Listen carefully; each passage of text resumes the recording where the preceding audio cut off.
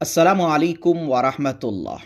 اس بار 2026 میں 16 جنوری کو 27 رجب کی رات ہے، یعنی 16 جنوری جمعے کا دن گزارنے کے بعد جو رات آئے گی وہی رات 27 رجب کی رات ہے۔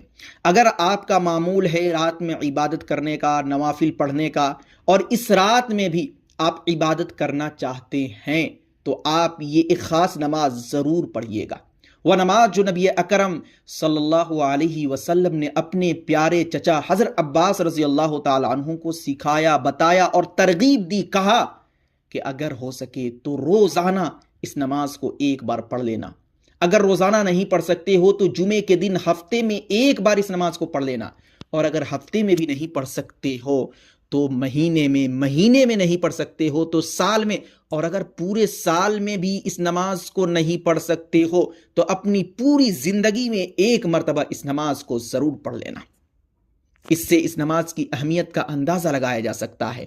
وہیں آپ صلی اللہ علیہ وسلم نے یہ بھی کہا کہ اس نماز کے پڑھنے کا فائدہ یہ ہے کہ چھوٹے بڑے صغیرہ کبیرہ سارے گناہ معاف ہو جاتے ہیں۔ تو اس رات میں اگر آپ چاہیں تو اس نماز کو ضرور پڑھیں۔ یہ نماز دوسری نمازوں سے الگ ہے، اس نماز کے پڑھنے کا طریقہ الگ ہے، تھوڑا مشکل ہے، لیکن جب میں طریقہ آپ کو بتا دوں گا تو یہ نماز آپ کے لیے بہت ہی آسان ہو جائے گا۔ اس نماز کے اندر بس دو فرق ہے، نمبر 1 نیت اور نمبر 2 تسبیحات کا اضافہ، یعنی اس نماز کے اندر زائد تسبیحات پڑھی جاتی ہیں۔ جو تیسرا کلمہ ہے سبحان اللہ والحمد للہ ولا الہ الا اللہ واللہ اکبر، اسی کا ورد کیا جاتا ہے۔ تو آپ سب سے پہلے اس تسبیح کو یاد کر لیں، کیونکہ اسی تسبیح کو بار بار ہر ایک رکن کے اندر پڑھا جائے گا۔ تو چلیے اس نماز کو اسٹیپ بائی اسٹیپ سیکھ لیتے ہیں تاکہ اس نماز کو پڑھنا ہمارے لیے آسان ہو سکے۔ سب سے پہلے آپ نیت کریں گے، اور نیت اصل دل کے ارادے کا نام ہے۔ آپ صرف دل میں سوچ لیں، خیال کر لیں کہ میں صلاۃ التسبیح پڑھنے جا رہا ہوں یا پڑھنے جا رہی ہوں، بس دل میں نیت آپ نے کر لیا، ارادہ کر لیا، اسی کا نام نیت ہے۔ اس کے بعد آپ جس طریقے سے 4 رکعت سنت نماز پڑھتے ہیں، ٹھیک اسی طریقے سے آپ کو یہ نماز پڑھنی ہے 4 رکعت ایک سلام کے ساتھ۔ بس فرق کیا ہے؟ تسبیحات کا اضافہ ہے جو میں نے آپ کو پڑھ کر بتایا۔ تو نیت کرنے کے بعد آپ نیت باندھیں گے اور عام نماز کی طرح اس نماز کو ثنا سے شروع کریں گے، سبحانک اللہم و بحمدک و تبارک اسمک و تعالی جدک و لا الہ غیرک۔ اس کے بعد ثنا سے جب آپ فارغ ہو جائیں گے تو 15 مرتبہ یہ تسبیح سبحان اللہ والحمد للہ ولا الہ الا اللہ واللہ اکبر پڑھنا ہے، 15 مرتبہ۔ اس کے بعد آپ سورہ فاتحہ اور کسی سورت کی تلاوت کریں گے، جو بھی آپ کو یاد ہو پڑھ لیں۔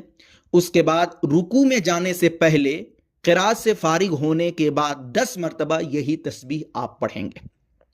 پھر جب اس تسبیح سے فارغ ہو جائیں گے تو اللہ اکبر کہتے ہوئے رکوع میں جائیں گے۔ رکوع کی جو تسبیح ہے سبحان ربی العظیم، سبحان ربی العظیم 3 مرتبہ، 5 مرتبہ، 7 مرتبہ، جتنی مرتبہ چاہیں آپ پڑھیں۔ اس کے بعد رکوع ہی کی حالت میں 10 مرتبہ یہی تسبیح سبحان اللہ والحمد للہ ولا الہ الا اللہ واللہ اکبر پڑھیں گے۔ اس کے بعد آپ رکوع سے کھڑے ہو جائیں گے، سمی اللہ لمن حمدہ کہہ کر، اور پھر آپ کھڑا ہونے کی حالت میں رکوع سے جب آپ کھڑے ہوں گے تو پھر 10 مرتبہ یہی تسبیح پڑھیں گے۔ پھر اللہ اکبر کہتے ہوئے آپ سجدے میں جائیں گے، سجدے کی تسبیح پڑھیں گے، اور سجدے ہی کی حالت میں 10 مرتبہ یہی تسبیح پڑھیں گے۔ پھر اللہ اکبر کہتے ہوئے آپ بیٹھیں گے، پھر دوسرے سجدے میں جانے سے پہلے بیٹھنے کی حالت میں آپ کو 10 مرتبہ یہی تسبیح پڑھنی ہے۔ پھر اللہ اکبر کہتے ہوئے دوسرے سجدے میں جانا ہے، اور دوسرے سجدے کی تسبیح کرنے کے بعد سبحان ربی العلیٰ 3 مرتبہ، 5 مرتبہ، 7 مرتبہ پڑھنے کے بعد پھر یہی تسبیح 10 مرتبہ آپ کو سجدے کی حالت میں پڑھنا ہے۔ اس کے بعد اللہ اکبر کہتے ہوئے سیدھا کھڑا ہو جانا ہے دوسری رکعت کے لیے۔ پھر دوسری رکعت کو بھی پہلی رکعت کی طرح مکمل کرنا ہے۔ کھڑا ہوتے ہی یہاں تو ثنا نہیں پڑھنا ہے، تو قرات سے پہلے ہی 15 مرتبہ یہی تسبیح سبحان اللہ والحمد للہ ولا الہ الا اللہ واللہ اکبر پڑھنا ہے۔ تو پھر دوسری رکعت کو پہلی رکعت کی طرح مکمل کرنا ہے، اور پھر اسی طریقے سے چاروں رکعتوں کو آپ مکمل کریں گے۔ بہت ہی عام اور آسان طریقہ میں آپ کو بتایا ہوں، جس سے آپ کو نماز پڑھنا بہت ہی آسان ہو جائے گا۔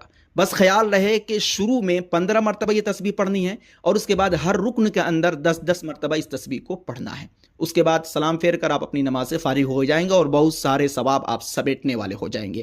اسی کے ذیل میں یہ بھی بات بتا دوں کہ یہ نماز 27 رجب کے لیے ہی خاص نہیں ہے، یہ آپ جب چاہیں تب پڑھ سکتے ہیں۔ اور 27 رجب میں کوئی خاص عبادت بھی حدیث قرآن سے ثابت نہیں ہے۔